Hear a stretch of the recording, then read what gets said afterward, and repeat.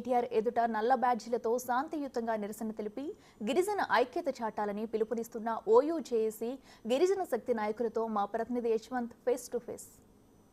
చర్ల ఘటనకు మద్దతుగా రేపు బీఆర్ఎస్ పార్టీ మహబూబాబాద్ జిల్లాలో తలపెట్టిన మహాధర్నాకు ఇప్పటికే బీఆర్ఎస్ సన్నద్ధమవుతుంది. ఇదే నేపథ్యంలో ఇటు గిరిజన సంఘాలు, బీసీ సంఘాలు, ఎల్హెచ్పీ సంఘాలు కూడా గత కొద్ది రోజుల నుండి అందుకు నిరసన సెగను వినిపిస్తున్నాయి.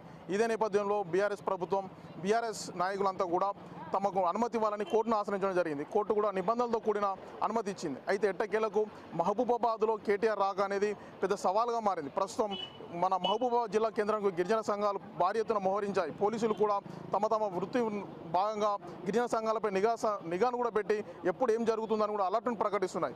మహబూబాబాద్ జిల్లాలో కేటీఆర్ రాక నిరసిస్తూ ఇప్పుడే మన మహబూబాబాద్ జిల్లా కేంద్రానికి ఓయూజేఏసీ మరియు గిరిజన శక్తి సంఘ నాయకులు కూడా వచ్చారు.